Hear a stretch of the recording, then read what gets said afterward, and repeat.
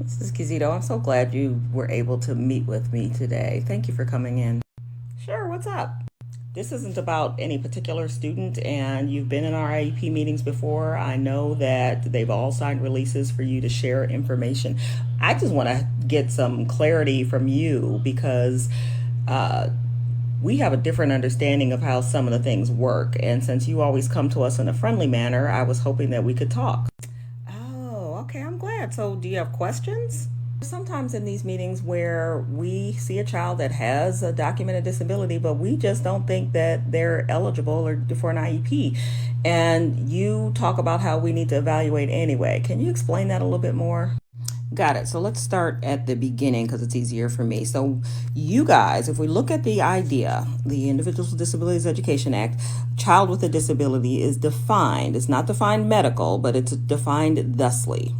So you see number 2 there where it says, and who by reason thereof, by reason of the of part I, needs special education and related services. What I expect schools to do is you see that documented disability, and then you have to determine whether that child is impaired due to that disability, and if the answer is yes, do they require related services and special education? Exactly. So what I'm saying is sometimes we get to these meetings and the parents think, oh, this child has a disability. That means that they require services. They must get an IEP. And what we're saying in these meetings is, no, we don't think they need that. This data is showing that they don't need that.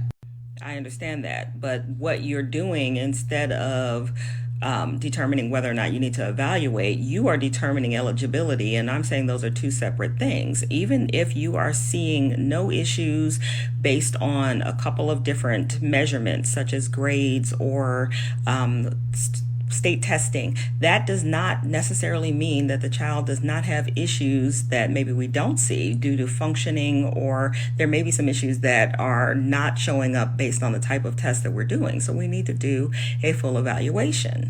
So that's where I disagree, because if we're not seeing any of this show up at school on the tests or anything like that, then why do we need to evaluate? Well, you don't if you're going to qualify the child. But if you're not going to qualify the child, then there could be some things that you don't see. Things such as mitigating measures, the child being medicated, the child having things going on at home that we don't know. We owe that to the child to rule that out, to determine whether or not they need those services.